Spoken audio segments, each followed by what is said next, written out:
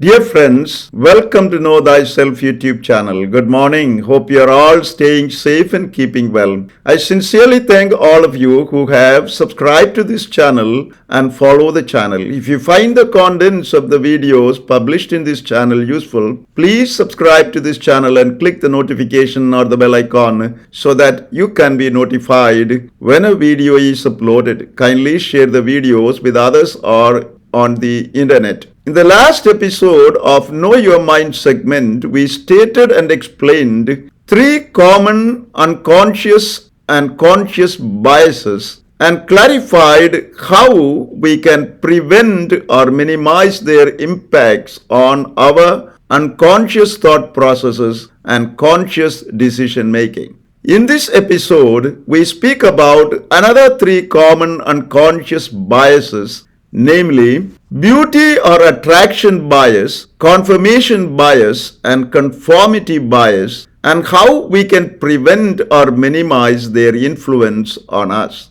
Fourth, beauty or attraction bias. Beauty bias consists in favorable treatment and positive stereotyping of people who are considered more beautiful and attractive. It implies individuals being treated positively or negatively based on their physical attractiveness or lack of it, respectively.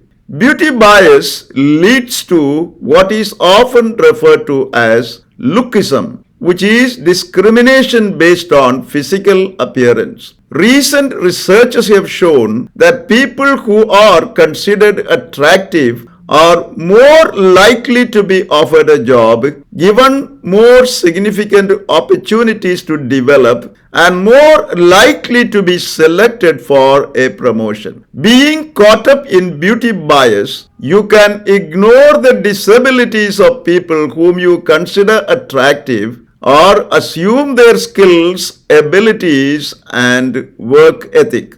An example of beauty bias would be a hiring manager selecting a good-looking candidate for a particular job, not based on the candidate's skills, experience, and fitness to the culture of the company, but based on the candidate's physical attractiveness. You can avoid or at least minimize the impacts of beauty bias on you in the context of screening applicants for a job. Firstly, by removing any photos of applicants from applications or resumes when screening applications or resumes to ensure an objective assessment of the candidates based on their qualities and experience rather than physical appearance.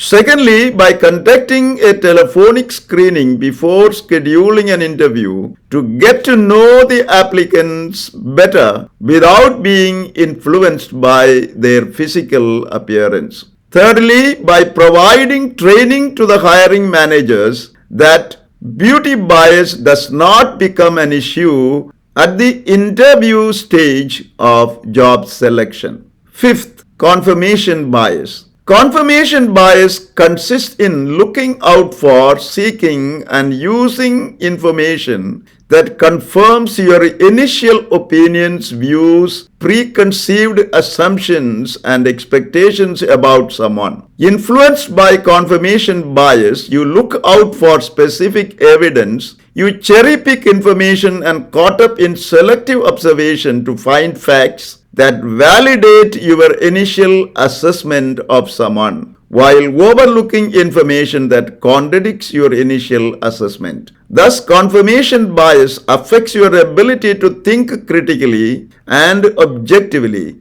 leading to twisted interpretation of facts and information, and makes you overlook opposing views and perspectives. An example of confirmation bias would be selecting candidates for jobs based on your first impression as a hiring manager and cherry-picking or selectively looking out for facts that would validate and justify your first impression. Though it may be gratifying to validate your first impressions about the candidates and select them for the job, You must look out for facts and information which may prove that candidates may be unable to do the job or unsuitable for the role they are recruited for. You can prevent or minimize the influence of confirmation bias on you, firstly, by attempting to disprove your first impression or initial hypothesis. You can do this by looking out for facts and information that would contradict your first impression in view of finding the right and more balanced perspective of the issue. Secondly, by working with an executive coach or mentor to talk about your initial thinking on the issue, who can help you to step back and consider your initial thoughts and decisions from a different perspective. Thirdly, by using more objective and standardized interview questions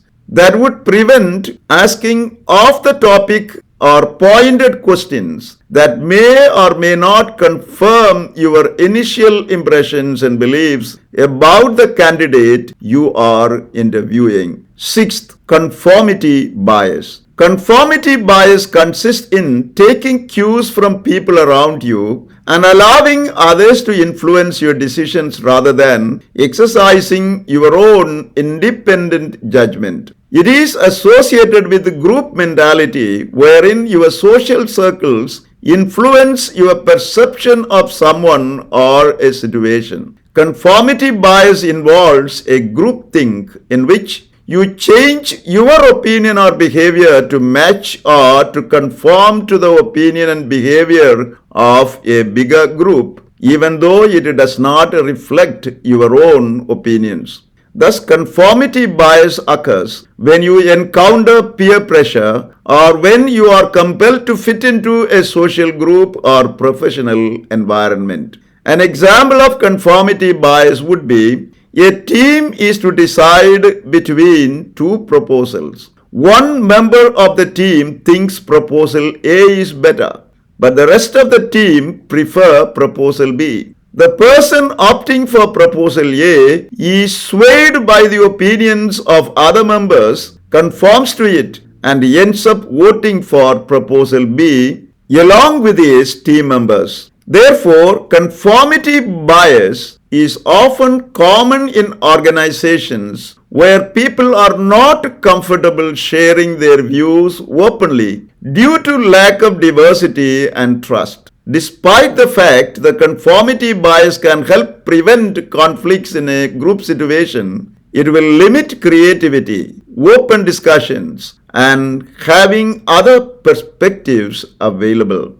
You can prevent or minimize the influence of conformity bias in the context of a group situation, firstly, by using anonymous votes and surveys. An organization allowing the option of giving opinions and feedbacks anonymously would facilitate the members to express their opinions and suggestions freely without worrying about other people's preferences or without the fear of any adverse consequences from the administration for expressing their opinions. Secondly, by eliciting opinions in advance. Having private conversation with each team member or let them write down their ideas on sticky notes to get their opinions before a group meeting. This would give each member sufficient time to think about the topic and express their views in private without the pressure of presenting in front of their colleagues. We spoke about three unconscious and conscious biases, namely beauty or attraction bias, confirmation bias, and conformity bias. We need to take time to reflect and become aware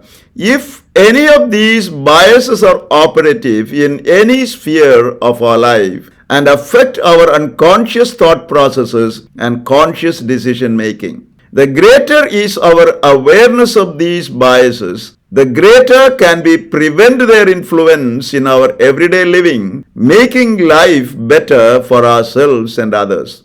We will continue our analysis of preventing the impacts of unconscious and conscious biases by elaborating on a few other common biases in the next video. Thank you for watching this video. Stay blessed until we see you again with another video.